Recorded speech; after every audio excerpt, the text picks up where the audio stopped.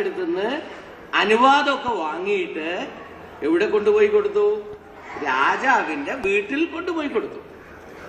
ഇപ്പൊ രാജാവ് ഇത് കണ്ടപ്പോ ദൂരെന്ന് മാങ്ങയിട്ട് വരുമ്പോ തന്നെ മാങ്ങയുടെ കൊതിയൂറുന്ന വാസന കണ്ടപ്പോഴോ എന്തൊരു സന്തോഷം. ഇപ്പൊ സാധാരണ മാങ്ങ കിട്ടിയാല് രാജാവ് എന്താ ചെയ്യാന്നറിയോ? രാജാവിന്റെ വേലക്കാരുണ്ടാകും, അവരോട് പറയും നീ ഇതൊന്ന് ചെത്തിക്കൊണ്ടുവാ തിന്നാന്ന് പറയും.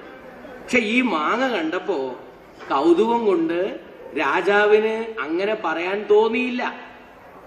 രാജാവ് പറഞ്ഞു ആരെവിടെ ആരെവിടെ എന്നാ പറയും മുമ്പ് രാജാക്കന്മാർ.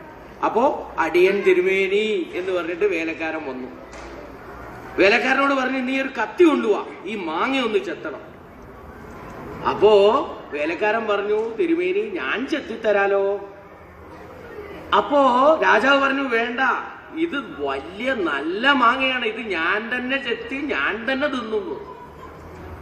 അങ്ങനെ കത്തി കൊണ്ടുവന്നു. രാജാവ് അതിനെ ഞെട്ടി അങ്ങ് ചെത്തി. സാധാരണ കത്തിയൊന്നുമല്ല, രാജാവിന്റെ വീട്ടിലെ കത്തിയാണ്, നല്ല മൂർച്ച ഉണ്ടാവില്ലേ. അപ്പൊ എന്തു സംഭവിച്ചു? രാജാവിന്റെ കൈ അങ്ങ് മുറിഞ്ഞ, ഇവിടുന്ന് അങ്ങോട്ട് മുറിഞ്ഞു. അങ്ങനെ കൊട്ടാര വൈദ്യന്മാരൊക്കെ ഓടി വന്നു, ഡോക്ടർമാരൊക്കെ ഓടി വന്നു. എന്നിട്ട് പിന്നെ അവര് ഈ പോയ ഭാഗം ഇന്നത്തെ മാതിരിയാണെങ്കിൽ ഇന്നാണ് അവിടെ തുന്നിച്ചേർക്ക, പ്ലാസ്റ്റിക് സർജറി എന്നൊക്കെ അതിന് പറയാം. അന്ന് അതൊന്നും ഇല്ലല്ലോ, പഴയ കാലത്തല്ലേ. അതുകൊണ്ട് പോയത് പോയി, ബാക്കിയുള്ളതൊക്കെ കെട്ടി അവിടെ വെച്ചു. അങ്ങനെ രാജാവ് ഇങ്ങനെ ഇത് പിടിച്ചുകൊണ്ട് ഇങ്ങനെ ഇരിക്കുക. മന്ത്രിയോട് ചോദിച്ചു, അല്ല മന്ത്രി കണ്ടോ ഇതിങ്ങനെ സംഭവിച്ചില്ലേ, എന്താ ഇങ്ങനെ ആയത്? എന്റെ അടുത്ത് ഇങ്ങനെ ഒരു അബദ്ധം പറ്റിയല്ലോ എന്ന് പറഞ്ഞു. അപ്പൊ മന്ത്രി പറഞ്ഞു രാജാവെ, ഒരിക്കലും ദൈവം നിങ്ങളോട് അക്രമൊന്നും കാണിക്കൂല, പടച്ചോൻ നിങ്ങളോട് അക്രമൊന്നും കാണിക്കൂല. അപ്പോഴേക്ക് രാജാവിന് ദേഷ്യം പിടിച്ചു.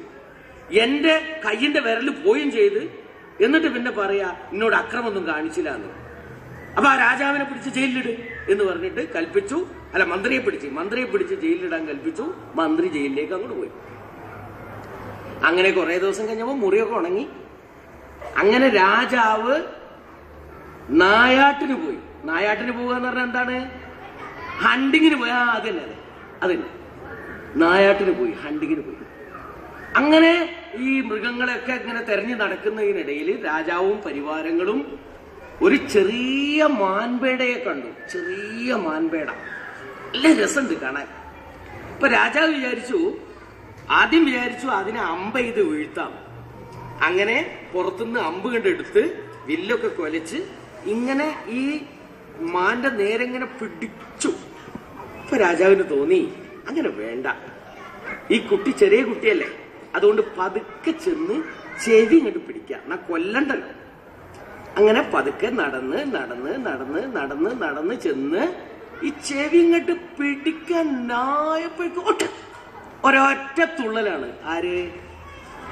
മാൻപേട തുള്ളി. അപ്പൊ രാജാവിന് കൗതുകായി. രാജാവ് അത് കുറച്ച് ദൂരെ പോയിട്ട് ഇങ്ങനെ നോക്കിക്കുക, നല്ല രസമുണ്ട് കാണാൻ. അപ്പൊ അതിന്റെ അടുത്തേക്ക് ഇങ്ങനെ നടന്ന് അവിടെ എത്തി. രണ്ടാമത് കണ്ട് പിടിച്ചപ്പോഴേക്ക് പിന്നെയും തുള്ളി. ആര്? രാജാവ്. അപ്പൊ കുറച്ചുകൂടി ഒരു ആവേശമായി, കുറച്ച് കഴിഞ്ഞാൽ കിട്ടും. അങ്ങനെ അതിന്റെ പിന്നാലെ തന്നെ പോയി അവസാനം ഈ മാൻപേട ഒരു പാറപ്പുറത്ത് ചേറിയിട്ട് അങ്ങോട്ട് ചാടി. രാജാവും ചാടി. പിന്നെ നോക്കുമ്പോ മാൻപേടയെ കാണുന്നില്ല.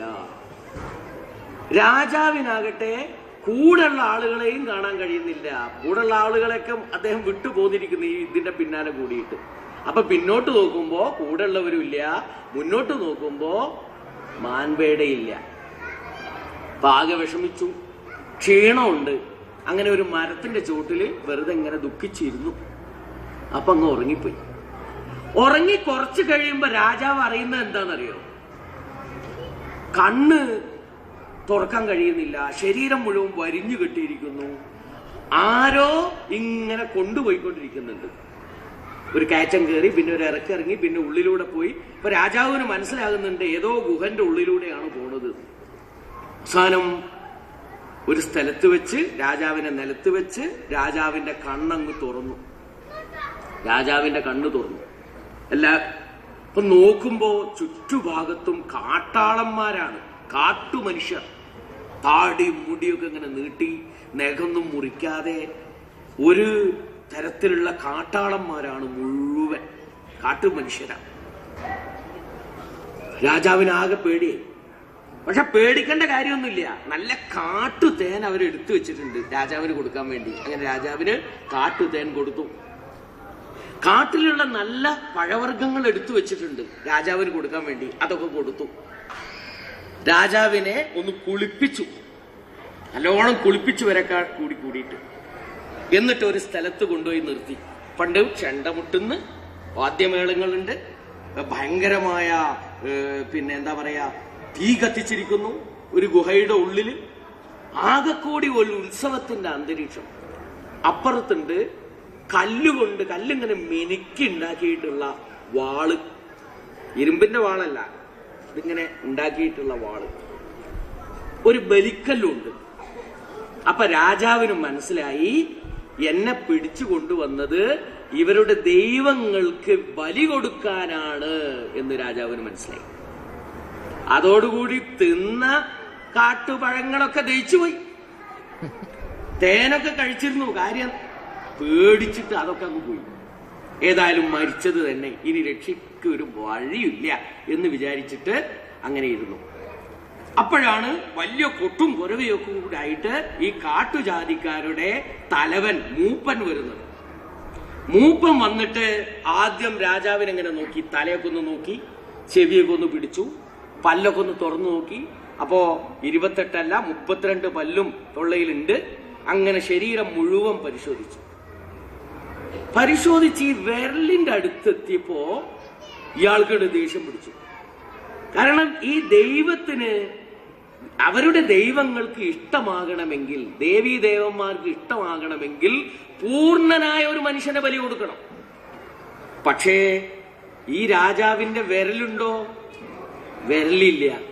അപ്പൊ നോക്കുമ്പോ ഈ രാജാവിനെ ബലി കൊടുത്താൽ മതിയാവില്ല, അവർക്ക് ദൈവം തൃപ്തിപ്പെടൂല.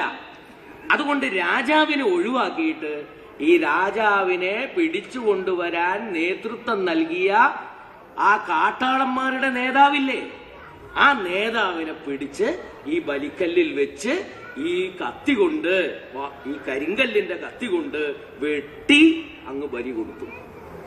രാജാവിനെ ഇവരെന്ത് ചെയ്തു എന്നറിയോ? ഇതുപോലെ കെട്ടി വരിഞ്ഞ് ആദ്യം എവിടുന്നാണോ കിട്ടിയത് അവിടെ കൊണ്ടുപോയിട്ടു. കുറച്ചു കഴിഞ്ഞപ്പോ ആൾക്കാരൊക്കെ വന്നു, നാട്ടുകാര്, പരിവാരങ്ങള്. എന്നിട്ട് രാജാവിനെ അവിടുന്ന് മോചിപ്പിച്ചു കൊണ്ടുപോയി. അങ്ങനെ രാജാവ് നാട്ടിൽ തിരിച്ചെത്തി സിംഹാസനത്തിൽ ഇങ്ങനെ ഇരിക്കുക. ആ സമയത്ത് രാജാവ് ആദ്യം ചെയ്തത് എന്തായിരിക്കും? മന്ത്രിയെ മോചിപ്പിക്കും. കാരണം എന്താ? മന്ത്രി പറഞ്ഞത് വളരെ സത്യമാണ്. കാരണം ഈ ഒരു ആപത്തിൽ നിന്ന് രക്ഷപ്പെടാൻ കഴിഞ്ഞത് എന്തുകൊണ്ടാണ്? ഈ വിരലില്ലാത്തോണ്ടല്ലേ. അപ്പൊ വിരല് നഷ്ടപ്പെട്ടു പോയപ്പോ പടച്ചവൻ അക്രമൊന്നും ചെയ്യൂല എന്ന് പറയുന്നത് ശരിയാണ്. അപ്പൊ നമുക്ക് ജീവിതത്തിൽ എന്തെങ്കിലും ബുദ്ധിമുട്ടോ പ്രയാസമോ ഉണ്ടെങ്കിൽ അതൊക്കെ പടച്ചവൻ എന്തെങ്കിലും ഒരു നന്മ കണ്ടിട്ടായിരിക്കും ചെയ്തിട്ടുണ്ടാവുക എന്ന് നമ്മൾ വിചാരിക്കണം. God sees truth but waits. പടച്ചവൻ സത്യം കാണുന്നു, പക്ഷേ നമ്മൾ അല്പം കാത്തിരിക്കണം. പടച്ചവൻ കാണുമ്പോ തന്നെ നമുക്ക് കാണാൻ കഴിഞ്ഞില്ലെന്ന് വരും. പടച്ചവൻ അനുഗ്രഹിക്കട്ടെ എന്ന് പ്രാർത്ഥിക്കുകയാണ്. നിങ്ങളൊക്കെ നല്ല കുട്ടികളായി വളരാൻ, വലിയ മനുഷ്യരായി വളരുവാനുള്ള തൗഫീക്ക് പടച്ചവൻ തരട്ടെ.